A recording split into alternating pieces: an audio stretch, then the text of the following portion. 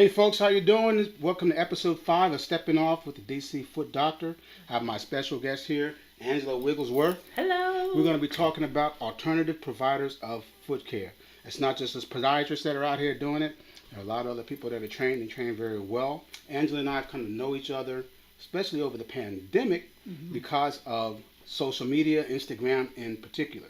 So if you're a doctor, or if you're doing what Angela does, or even if you're a bottle washer, if you're not taking advantage of social media, you are missing the boat. It's not just about selfies and things like that. It's about making connections. And because of Instagram, Angela and I have been able to make a connection, and it's been able to benefit both of our businesses. So be sure you get in that game.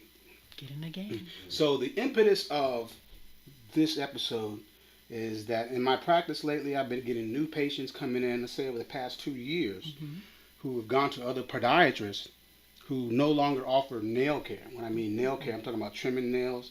I'm also talking about corns and calluses, basic skin care. Wow. That over the years has been the bread and butter of podiatry. You know what I mean? And there's a number of reasons why that's happening. Some of us are saying that insurances don't cover it anymore, or the podiatrists just don't want to do it. It's not worth their time. Or they're having their staff do it, their medical assistants and so forth. And a lot of people don't like that. They're using their insurance or they're paying the good money. They want to see the doctor, right? They don't want to see a staff. They don't want to see a PA, Okay. right? Or any other That's type interesting. of an assistant. Yeah. I know. I mean, it's like that in a lot of practices, Yes. especially like Yes. especially in dermatology. Okay. Like a dermatologist, my wife stopped going to because 9 times out of 10 she went to the dermatologist. She saw the PA. She didn't see the actual doctor. So that's happening a lot in podiatry where lower level staff are actually providing the bulk of the work.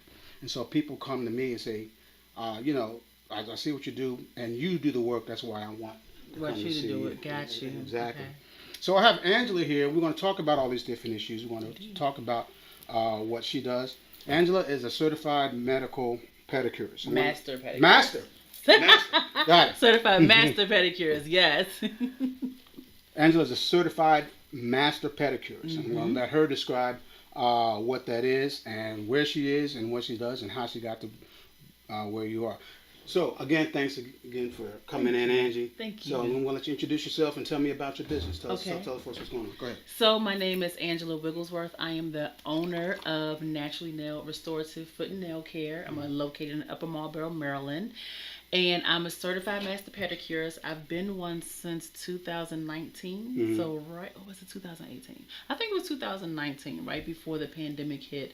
That's when I decided to switch up my game as far as the services I provided as a manicurist. I am a licensed manicurist, and I don't allow people to say I provide medical services, that I do clinical pedicures, because that's not what I do. I'm advanced trained, and I feel like my calling is to bring other people in the industry up to, without sounding boastful, like my standard, or what I believe the standard of care should be when a person becomes to get a pedicure. It's like, it's more than just a service to help you get your toenails polished and then send you out the door, because people are coming through the door with some real issues.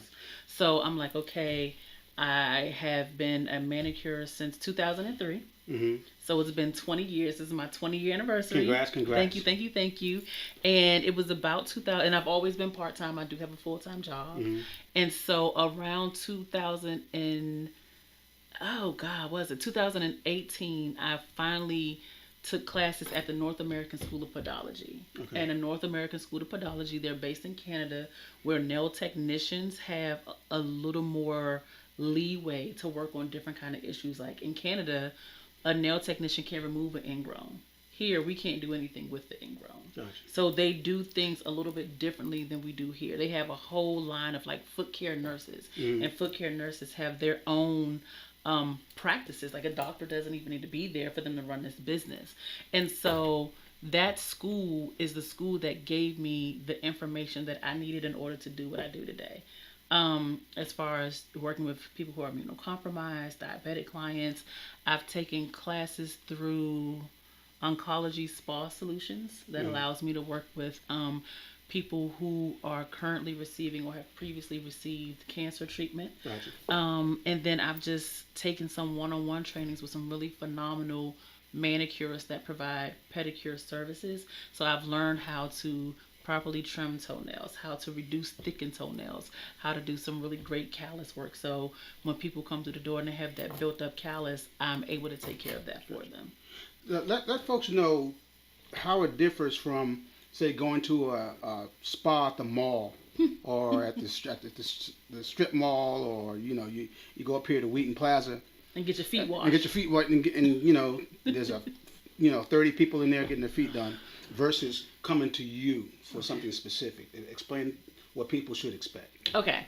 So I call places like that non-standard salons because 9 times out of 10, they're not even following state rules, regulations for how they're supposed to properly sanitize and serve people. Mm-hmm. Like those cheese graters. Right. You will not see Right. that at my shop. Mm-mm. I'm just like, and then people think I'm a genie because I say, okay, so you went to such and such place and you let them use a cheese grater. How do you know? Let me take a picture. I'll zoom in and I'll show them the graded lines Mm-hmm. down the skin of their foot. Like, not acceptable. Mm-hmm. So with me, the first thing you're going to notice is the environment. Okay. Very sanitary. We take pride and care, and we have protocols written out for how we're supposed to clean, from the floors in between each service, the chairs, everything gets wiped down, vacuumed, and if we need to, mopped in between each and every client for every service. And it doesn't matter if it's a nail service or a pedicure service. Mm-hmm. That alone stops us from spreading whatever bacteria or fungus could be on a person's foot that we're not aware of. Because Mm-hmm. we're not doctors. We can't diagnose. You can't look and say, oh, this person has this going on or that going on. You can't. Mm-hmm. So, one, sanitation, cleanliness. Because of COVID, most people had to change the way they did business in the nail industry, Mm-hmm. and a lot of people lost clients. I didn't lose any clients because things that people were doing before COVID, I was already doing. Okay. I'm sorry, things people started doing after COVID, I was already doing before COVID. That was already standard for you. That was already the standard for me, Okay. which is why I call those places non-standard salons, Okay. and why I feel like it's my duty to bring other places up so that we can become the standard in the industry. Another thing you'll notice is that you won't see many disposable items. Mm-hmm. I believe in stainless steel. I believe in quality items, quality bits, quality equipment. I have podiatry style vacuum e-files there because that cuts down on all the dust and the debris that flies through the air. Right. And so we have those things in place because we don't know what we're dealing with when we're dealing with people's feet. Mm-hmm. And we want to make sure that we keep the environment as safe and as clean as possible and trap all of that dust and debris in the vacuum. You'll notice some certificates on our wall because we believe in advanced education. The woman who works for me now, and is the person I trained, she was my apprentice. So it's like my hands on her body. That's what I tell people because I'm kind of like in your position where people want to come, they want to come see me. You can't come see me, but you go see her because that's who I see. Okay. So if I trust her to see me, then you should be able to trust her as well, because that's like trusting me because I trained this person. But our certificates on the wall shows our dedication to education, our dedication to the industry, our dedication to making sure that we're always on top of our craft. So those are just some of the differences that we have, in addition to being kind of a swanky, we have our little gray and purple and green color scheme going on. I want it to be swankier in the future, but that's the future move. And also, we only have 2 pedicure seats, so you won't find a line of people. We value people's time, so your appointment time is your appointment time. We have water and snacks, so we do all those kind of things to add to the customer experience. In addition to just being really honest, down-to-earth people, we believe in education for ourselves, and we educate our clients. So when you walk in, it's your first time there, we're going to say, okay, we noticed that your shoes are kind of tilting to the left, so that means this, this, and this. Or you notice that your shoes, the way the wear pattern is, you tend to, I get it confused, supinated and pronated, right? So you're walking supinated, so you're tending going to have calluses on this side of your feet. So our education, you see it, we live it, we explain it to our clients, we educate them, so they walk away knowing like, man, this is different. They really know what they're talking about, and then they trust us, and we do that so that we could build a rapport with our clients as well, because we want them to leave with the understanding that we've only done 20% of the work. You go do the other 80 at home. Right. What we do here only gets you set up. Mm-hmm. So if you don't follow these instructions, then Yeah, I mean, I tell patients that a lot, especially you've seen the stuff I post. yeah, yes. Right? And some of it's kind of wild. Right? Like the subcutaneous. Yeah. What is that? That yesterday? Oh, the that growth. the cutaneous horn. Yeah. Yes. Right, oh my God. Well, people understand even the crazy nails and all that kind of stuff that we see and you see on other people's channels and what have you. I always tell my patients at the end, okay, so today was the jump start. Just like when you get your car jump started, you still got to go back home and do something about that battery. Yeah, that's a good analogy. Whether you need a new bat, whatever you got to do. Yeah. All right, this is jumping off point. That you're gonna come back and see me later, so we can follow the progress.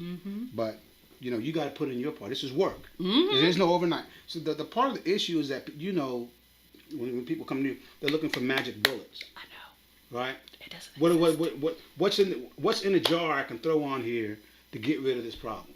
I said it doesn't exist. It doesn't exist. It's not out there. At all. It's All no right. one and done. It's not. It's not. So going back to your position as a certified master pedicurist. Yep. How does the state of Maryland or any other state, or do all 50 states have that designation? So the certified master pedicurist is given to me from the North American School of Podology, which is in Canada. It's just a title. Okay. To be honest. All right. So you have these different organizations that focus on foot care, right? Because it's not to me, it's the best, but it's not the only one that's out there. Right. In certain states, you can't say certified master pedicurist because to be certified, that means there's a licensure board or licensing board that's making sure that you've taken the classes, you've taken a test, you've done this, you've done that. In America, there's no one out there doing that. Okay. Like I'm licensed in the state of Maryland, so even in the state of Maryland, where you're supposed to have continuing education. In order to be certified, there's no one policing it, so they don't even ask for hours. Really? Which is wild, yeah. Okay. Which is wild. So, I'm a certified master pedicurist because that's what's on my certificate. But they could have named that anything. But there's no one in the state of Maryland, or anywhere in America that's verifying that this particular program are doing things to a certain standard, like it is to be a doctor, or like it is to be a licensed manicurist. Like you have to go through a school that's met certain standards, and then that school becomes like a licensing official, and so they can train people in order to take the test. Okay. It's not like that for the advanced medical technician and advanced master technicians. They have all these different titles out here. And if you, in some states, like I think Arizona is one, were to take that and say, hey, this is who I am, they're like, you can't say certified because no one's doing it. Texas, they don't play. Okay, right. You can't say certified because no one out here is making sure it's certified. Okay. What it does say is that I have taken training that is advanced, that has given me skills and the knowledge that I need to work with a certain group of people. Okay. That's kind of what all of those certifications in advance this and advance that. That's what it says, because there's no one here that's certifying people. So, people need to really understand the difference in a nail tech, somebody in a spa at the mall. Okay. So, define what a state or a city or a county may require of a nail spa. Okay. Versus how you have your setup. Okay. The required. So for your standard salons, a person is just supposed to be licensed. Okay. That means they have either done an 8-month apprenticeship. So they have the skills, and you have to do like 20 hours a week, a minimum, in order to learn the skills you need to pass the test. Right. So the alternative to being an apprentice is to go into nail school. It's like about 250 hours. They set you up to take the test. You take the test, you pass the test, you go do nails. All right? where I and at Naturally Nailed, in addition to being a licensed nail technician, or if I decide to apprentice someone else, in addition to being an apprentice, you have to take advanced level education. That is a requirement to work at Naturally Nailed. I'm going to say we also provide education stipends because education is just that serious to me. And I want it to be serious to the people who work for me. And so we provide an education stipend so that our technicians can continue to stay up to date on what they have to do. Also, within a year of working at Naturally Nailed, you have to take that Certified Master Curist course. Whether I kind of, pay for half of it or not, but it is a requirement to take that course because the nature of the information that they provide to nail technicians. Now, you've been around long enough, because you've been around since the early 2000s, when the Department of Health, D.C., used to go into salons and basically do FBI-style raids without the guns, right? Saying, show us your paperwork for this nail tech. Yep. And if they couldn't produce it, they shut them down. Not they just let that particular person go. They shut the joint down. Now they say they're too stretched now to do that type of to that type of stuff. So when a person goes to a salon on the block or in the mall or wherever, what kind of confidence should they have in that place? I mean, we just talking. Yeah. Just being real. So here's the issue. For many of the non-standard salons that tend to be ran by some people in the Asian community, and I feel like I'm stereotyping, and I'm very cautious not to do that. The massage industry for those type of places, as well as the nail industries, they're huge on human trafficking. Like, there are campaigns all across the country about human trafficking in those particular areas. And it's not necessarily like sex work. It's that they are having people, they're wanting them in on shifts, they're bringing them in, and they're forcing them to work without giving them pay with the proper wages. So some things you should look for are licenses with no photos, because we're supposed to put our photos beside our licenses. Okay. You'll notice that they'll in certain places, and it depends on who runs it, because it's not just the Asian community that's running non-standard salons. So you'll see people who are working and their license are nowhere on the wall. It's supposed to be out. It's supposed to be displayed. You should be able to say, hey, where's this person? Where's this person's license? And they should be able to show that this is this person's license with their picture beside their license. Just like in the barbershops. I see, the barbershops don't miss. Yeah, it's right there at their station. And that's how it should be. Ours are hanging up on the wall. So regardless of what station you're at, you'll be able to look and identify who is working here by looking at our licenses on the wall. You should look for their sanitation. Okay. Like, are they using Scrub Fresh? What is the bubble scrub to clean the pedicure tubs? Run. Are they using just bleach? Run. Do they have the bags and they have the magnetic jet, but they're not cleaning and sterilizing the jet? Because I used to have a jet, but I cleaned it in between every client. And it wasn't just let me just scrub it with some Scrub Fresh. It was, no, I'm going to put it in my ultrasonic. I'm going to let that sit for 10 minutes, and then I'm going to put it in my high-grade disinfectant. So if there was a bacteria or athlete's foot or anything that was floating around and got attached to it, it would no longer be there. Okay. So if they're not properly cleansing the tub, not Scrub Fresh, not bleach, like, that's not good, not Clorox wipes, that's not good enough to clean out a pedicure tub. So if you see those things, then run. Okay. Fast. Where's your confidence level in higher end spas? I don't want to throw names out there, but you know the ones I'm talking about. I do. The $90, the $100, the $300. Yeah. Packages and things like that. Where's your confidence level in their training, in their sanitary practices and whatnot? I mean, just I would be more confident if they came to me for training. Right. Right. Right. You know what? That's a hard call, because I've worked in a high-end salon before, and they use cheap products. Okay. I've worked in a high-end salon before, And I think their sanitation practices could have been a little bit better. So don't let the name fool you. Okay. I think that people should be educated enough to ask questions. I think that consumers should say, "Can you explain to me your process for sanitizing and disinfecting your stations and your implements and your bits in between clients?" And if they don't want to answer that, or if that answer is not to your liking, then don't go.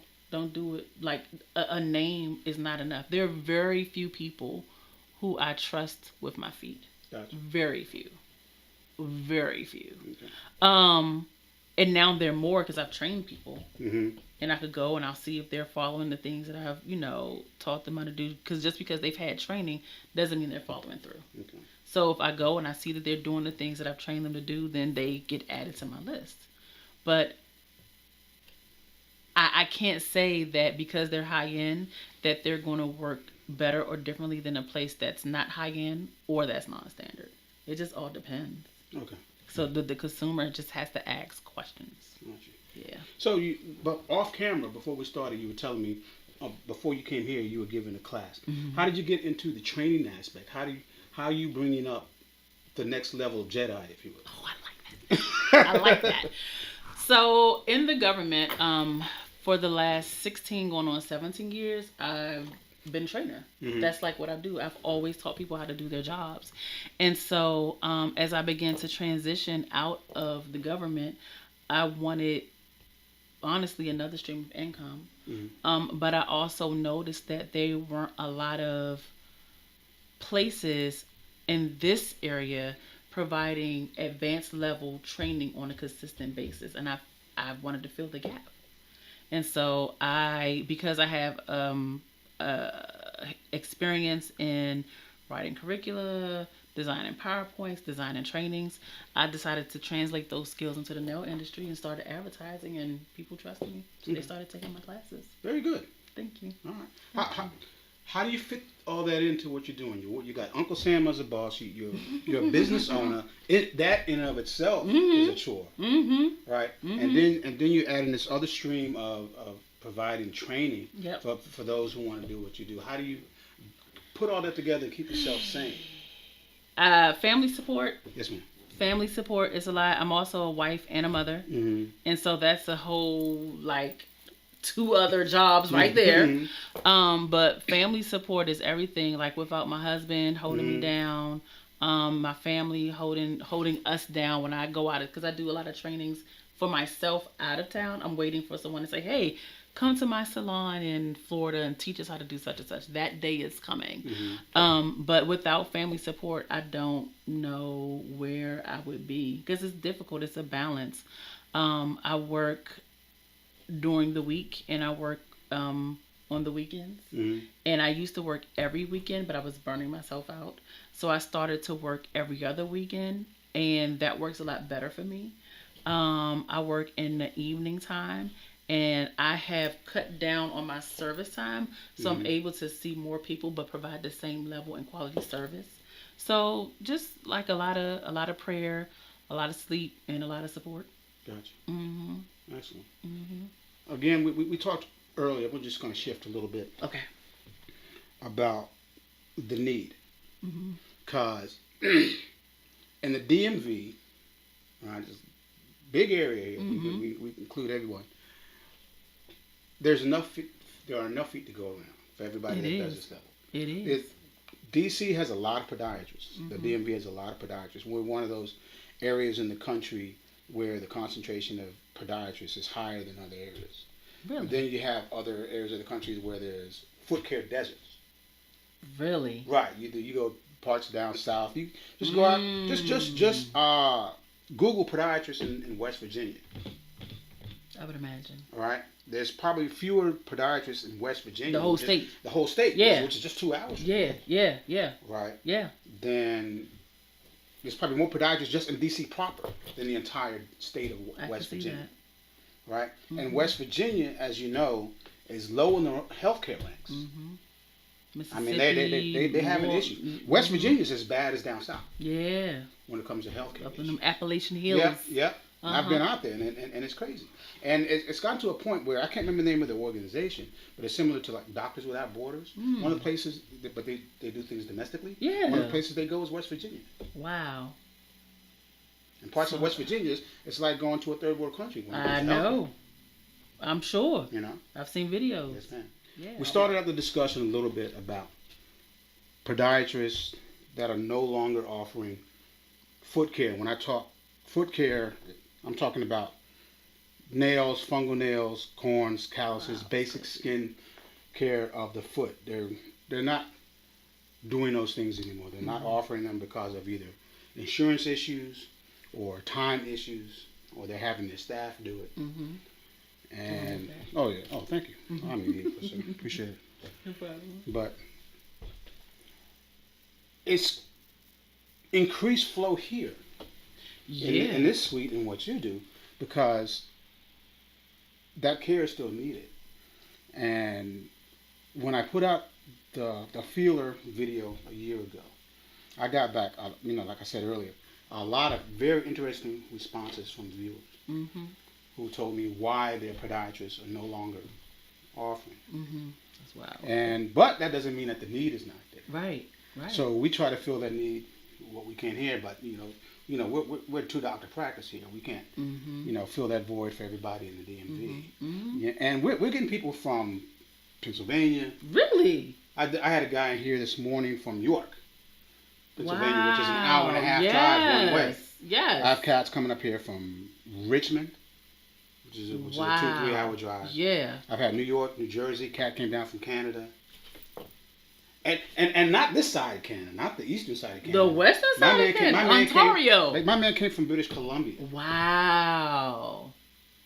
So they're even phasing that out? Well, because podiatry differs from what the chiropodists do in Canada. Yes. All right. Like Tobro, very good. Very, very popular, good guy. But he put out an excellent video on his channel about what he is and what he does as a chiropodist.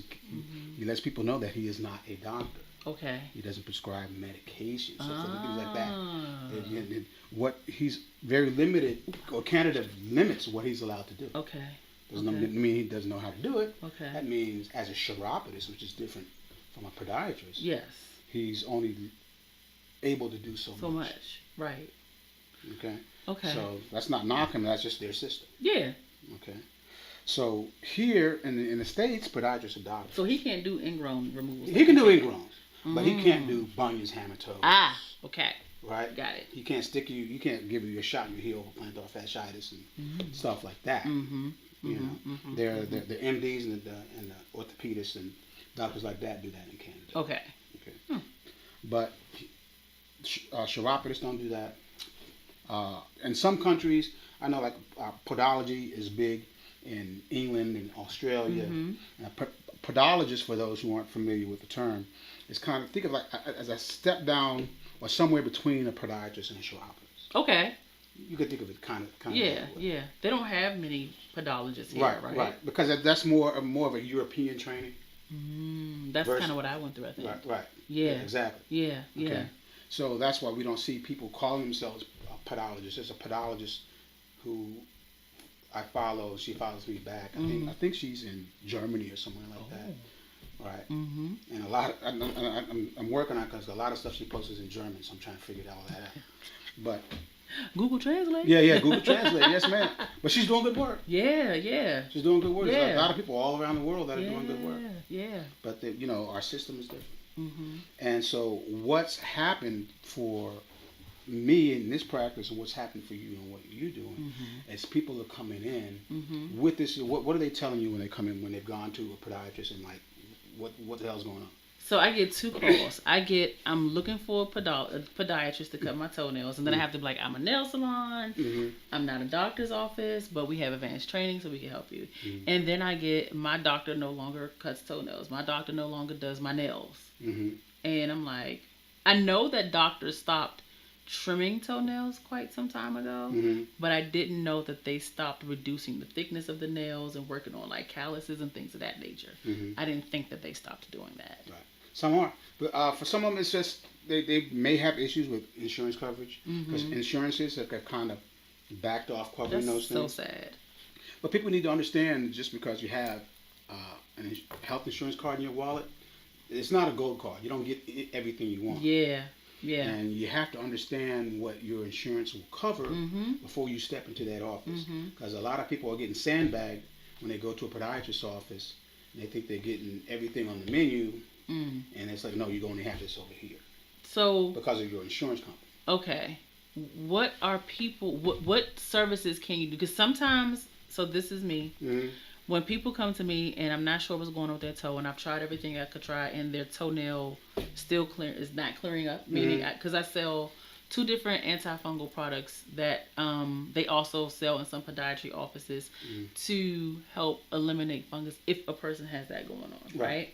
So if it's not working, I'm like, okay, this is beyond fungus. You got to go get this checked out. Right. So I typically, there are only a very few podiatrists like yourself who I'll refer people to for their toenails. I typically send people to a dermatologist to deal with the toenails and the skin. But when it comes to thickness and things of that nature, I'm thinking you go to a podiatrist and like they can take care of that, because I don't know of any dermatologist that will reduce a thickened toenail. Right. So when a person comes to a podiatrist, what kind of services can they expect to receive?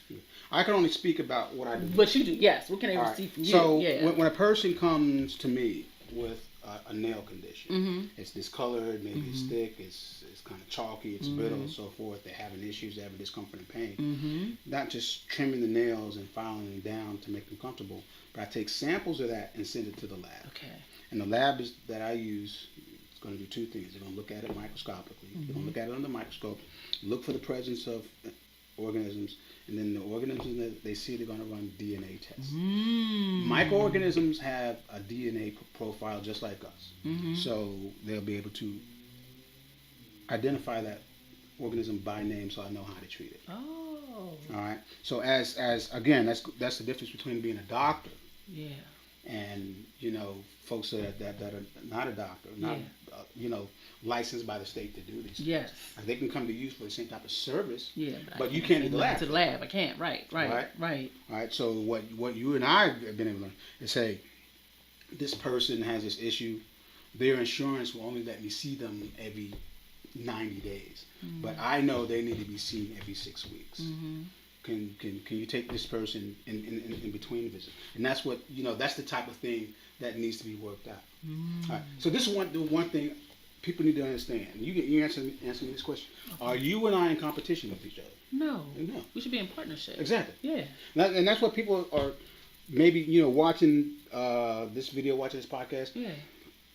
Well, Jefferson, how can you be out here bringing the enemy to the table? Is she taking money off your table? I'm like, not at all. Because what we do is that we enhance each other's possibilities of the things that we offer the community. Right. Right? Because the client is what, for you, the patient, and for me, the client, their needs come first. Right. I can't do everything, and for certain podiatrists, they don't have the time to do it. Right. Or if it's an insurance limitation, why allow that person to suffer if they don't have to? Exactly.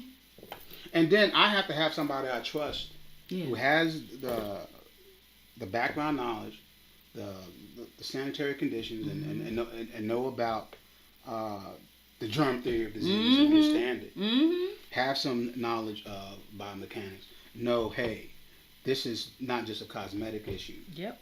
You need to go back. You need to go see my boy on Georgia Avenue. Right before you come back to me. Yep. Let's get it down to where between the two of us, we make it manageable. I do what I do here, show you what you need to do back at the crib, right? Yep. To keep things in control. Yep.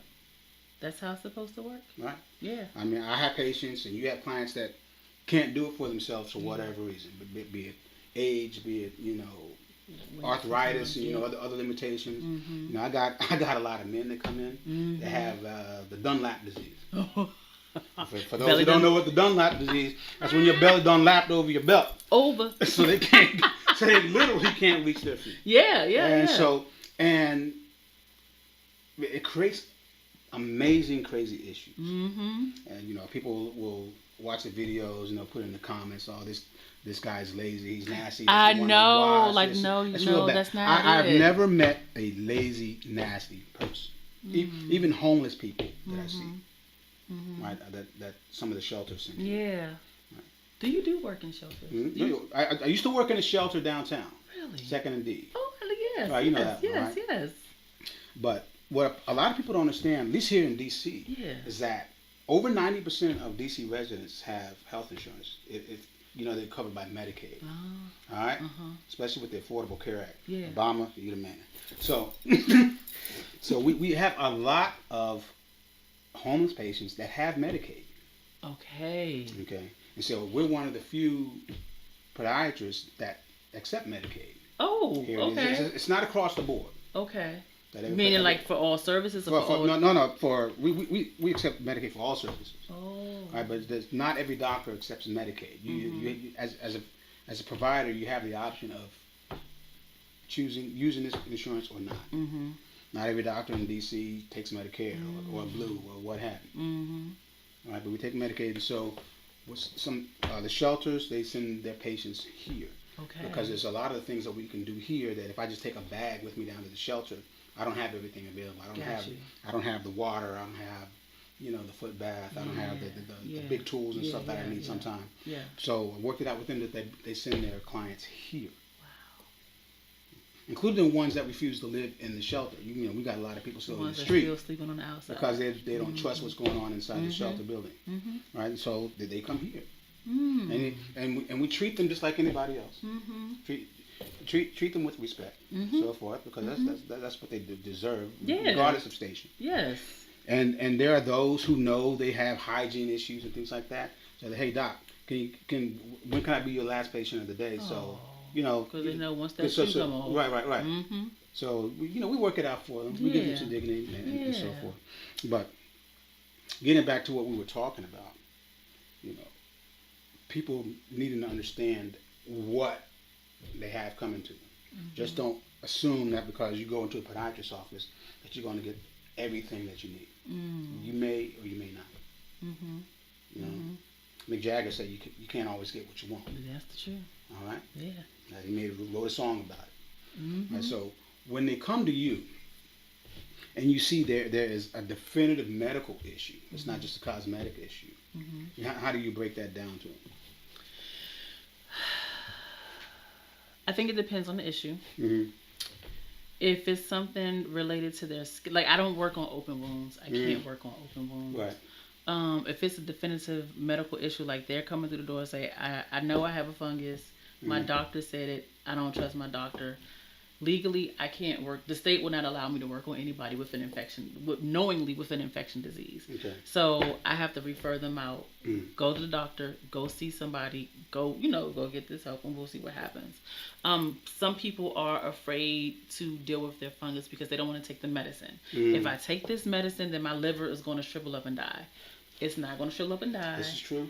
It's only if you already have an existing condition with your liver or there's something going on with your health, then there may be some issue, because sometimes we'll do everything topical that we can and the issue is still not going away. You have to go to the doctor. You have to go get this sample tested. And if they say it's a fungus, or if they say if it's a fungus, then they'll do the proper testing to make sure that medication is good for you. Take it. Because topical isn't working anymore. That means there's something internal that's going on that needs to be fixed. What else are you trained to recognize to say, hey, you need to go, other than the obvious nail issues and things, what other things are you trained to recognize to say you might want to go see the doctor about this? If someone came to me with that, what is it called? That horn? The cutaneous horn or something? They got to go to the doctor. I can't.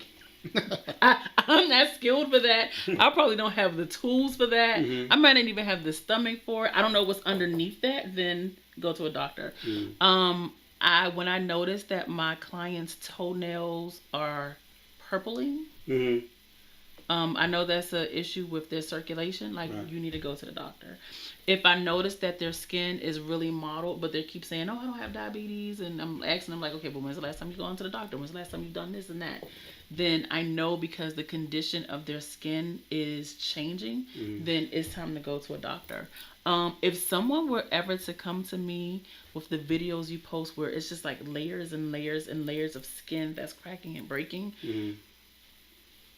they probably need to go to a doctor. I don't know. I feel like I can take care of that, but I don't know if I should take care of that. And those are two different things. Because there's some manicurists, and I see the things that they do, and I'm like, that is out of their scope. Right. They should not be doing that because the liability falls back on them. And even though I know I probably have the skill to take care of them, if I feel like it's out of my scope, I'm not going to do it. So, a few years ago, I learned about ulcers that hide underneath calluses. Right. So if I see a callus and it has that yellowish kind of ring around it and it's tender, then I'm like, you probably need to go to a doctor to get this checked out. There's like not too much I could do because I don't want it to bust open on me. Right. So if they have really, really bad foot odor, then they need to go to a doctor because I know that there are different shots and stuff that you could give them to help out with that hyperhidrosis and bronchidrosis, that sweaty and that stinky foot. Right. So different things like that I keep a lookout on for. And in my trainings, I talk to people like you have to inspect the foot every time before you start that pedicure. Gotcha. I feel like it's my responsibility to let my client know, hey, you have a spot right here that you didn't have the last time. Keep your eye on this. Oh, you have a mole that you didn't have the last time. Keep your eye on this. We'll keep our eyes on it together. And if it gets worse, you need to go to a doctor. Okay. And so 9 times out of 10, they will. Sometimes people just, okay, girl, just put some polish on my toes. See, that's what I appreciate about what you bring to the table. Oh, thank you. Right? Because, folks don't really understand what we as podiatrists do. There's some folks that are surprised that we're actually doctors and we're able to call ourselves doctors. But y'all do surgery. I'm telling you what I'm telling you. I'm telling you what I know. I've been doing this for a while. Right, okay. My wife tells me that she'll have coworkers that say, hey, your husband's not even a real doctor. I'm just be like, what you talking about? That's wild. Right. So, these are things that the professional podiatrists have been dealing with over the decades, which is, but we deal with it, but we move on. I don't let it, bother me or anything like that. I keep doing what I do. But to bring what you're doing to the community, especially around here in the DMV, there's parts of DC, pockets of DC, where medically it may as well be Tupelo, Mississippi. I'm from a DC. I'm a DC girl, right. DC native. So from Southeast, so I know they have all these issues, and they will come to you, whether being referred from someone like me or they come to you primarily. They need to get into the system so they don't fall through the cracks. We're still seeing too many diabetics lose toes, feet, legs. Right, especially in our community, especially in the African American community. Yep. All right. So what I need you to do before we close is, first, again, thanks for coming out and having this conversation. Thank you. All right. Continue what you're doing.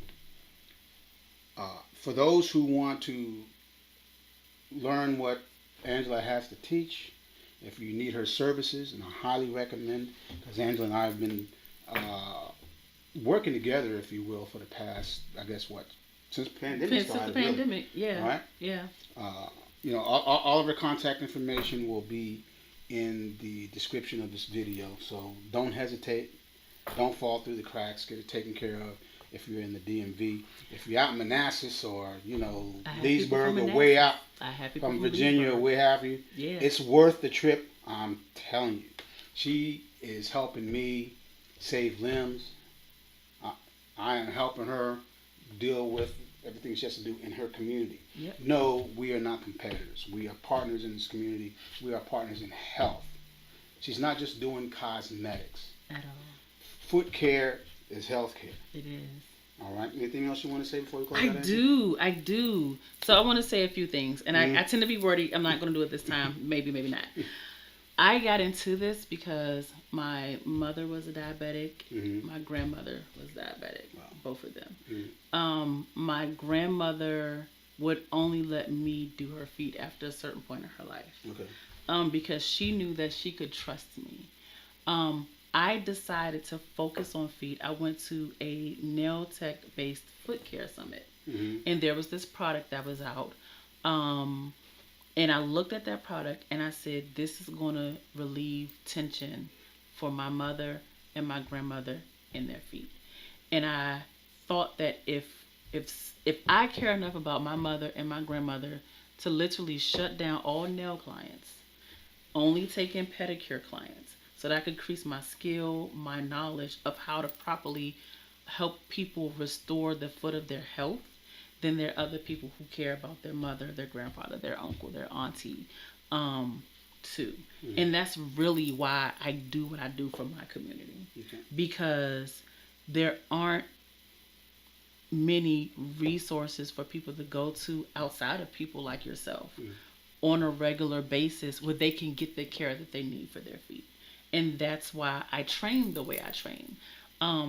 You just can't come to me and get skill without getting theory. Right. So if anyone decides to sign up for a class, you're going to understand why you do what you do and how you do what you do before I put anything in your hand for you to do it. Yeah. Because that's important to me.